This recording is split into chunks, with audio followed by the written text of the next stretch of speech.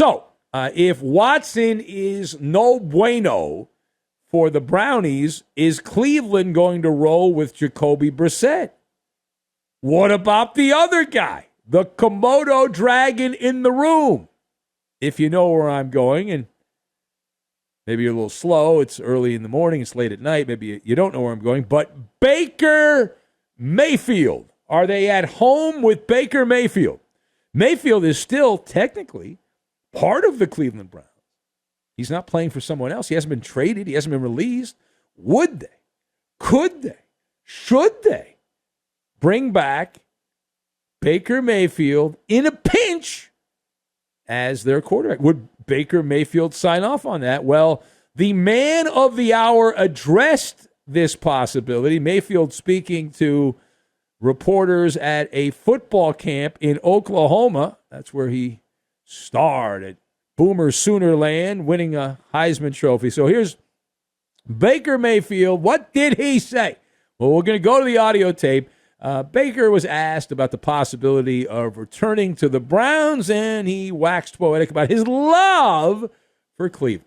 I think it's been pretty obvious the mutual decision on both sides is to move on. You know, I'm thankful for my 4 years in Cleveland. There's a lot of ups and downs and a ton of learning experiences that I'll forever keep with me. You know, teammates and friends and relationships that I'll have for a lifetime.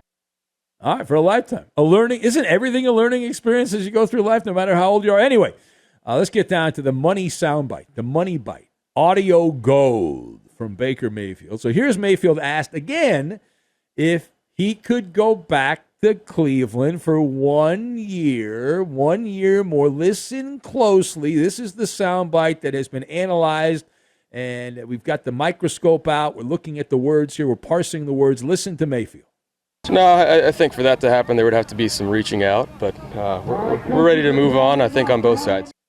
All right, so he said we're ready to move on, but for that to happen, for him to come back, there'd have to be some reaching out. So as you heard, Mayfield did not completely rule out the possibility of hugging it out and going back to the Brownies. So let us discuss the question. Is there a legitimate path for Baker Mayfield to come back to the Browns? So I've got bluegrass, IRS tax, and overhead baggage.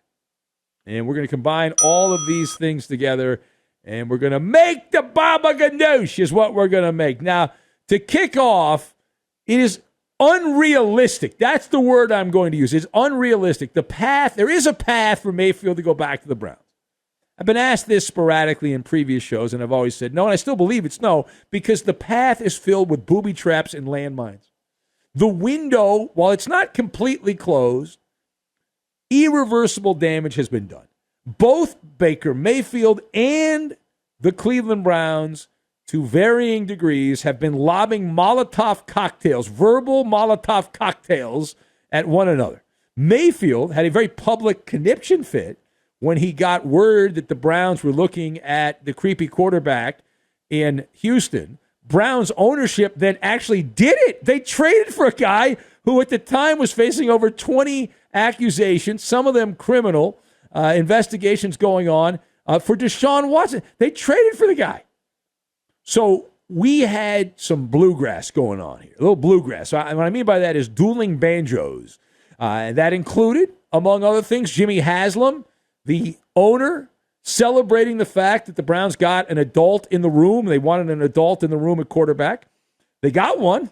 He's an adult. He doesn't normally wear clothes. Doesn't like to wear clothes, and likes a little towel and likes the baby yoga pose when he's getting a massage on his back. Baby yoga pose. Now, for the past 4 months, Baker Mayfield has been in quarterback purgatory. By his own doing, he's been left to stew in his own juices as he hangs in limbo, his career in the balance. The wound is fresh. Now, furthermore, what needs to happen? So let's assume the position. Let's take the other side, devil's advocate. What needs to happen for Cleveland to mend the fences with Baker Mayfield? I'm glad you asked. Now, since Baker did not completely close the possibility, so you're saying there's a chance. The Browns would have to get down on their hands and knees and beg for forgiveness. Please, Baker, come back. We need you. Please come back. We're nothing without you. Of course, at that point, and I've got this little cartoon bubble over my head where this is all playing out. So the Browns executives get down on their hands and knees. They beg Mayfield, plead for his return. Mayfield will then thumb his nose at those gestures. So what does that mean? That means that Mayfield, like, okay, I'm not coming back, but I can put a nice IRS tax on the Browns, and if you're willing to pay the tax, then I could come back for a year. If Cleveland still wants Baker Mayfield, then they're going to have to sweeten the pot. They don't even want to pay him the contract he has right now, and because he's not worth the contract he has now. That's why they ended up trading for the creepy quarterback from Houston. But if you're the Browns, you say, okay, not only are we going to beg, but we're going to go down to the ATM. We're going to get some petty cash out. And remember, that money is both the cause of, and the solution to life's problems. Money. Money, money, money! And if the Browns had not paid Baker Mayfield $18 million, picked up that fifth-year option, they would not have gone out and gotten Deshaun Watson. If Baker Mayfield was making less money, then that would not have been the case. But you start throwing out monopoly money, say they add another $5-6 million and say, all right, Baker, we'll pay you $24-25 million, something along those lines. Then Mayfield says, okay, let's play ball. Put me in, coach. I'm ready to play. Parting shot. Should the Browns even go down that path? Should they attempt to bring Baker Mayfield back? So I'm shaking my head. No! I'm in the no camp. It's a good camp. We're roasting marshmallows. There's a lot of people in no camp. Now, there's a couple of reasons I'm in the no camp. That Baker Mayfield, first of all, he's not worth the headache. He's just not. It's a zero-sum game going from Baker Mayfield to Jacoby Brissett. And that's the thing that people don't seem to realize. Like, I'm no fan of Jacoby Brissett. I don't think he's very good. But neither is Baker Mayfield. Mayfield has been a middle-of-the-pack level ball player. Jacoby Brissett can be that same type of quarterback. Now, what's my evidence? Let's go back in the hot tub time machine. Let's set it to the year 2019, way back before COVID, before all the craziness that's happened since then. So 2019, Indianapolis Colts, Jacoby Brissett starts 15 games in Indy. Now, I'm going to give you some numbers here, but just try to follow along. Imagine in your head a diagram. If we were on television, I would put the chyron up. I'd have the graphics and all that. So Jacoby Brissett, 15 games. Last time he was a regular starter in the NFL for the Colts. He averaged 6.6 yards per pass with 18 touchdowns and 4 interceptions. So 18 touchdowns, 4 interceptions, 6.6 yards per pass. Let's go to last season. Baker Mayfield played 14 games. He missed some games at the end with injury. Mayfield played 14 games. He averaged, let me look at the numbers here, 6.6 yards a pass, 17 touchdowns, and 13 interceptions.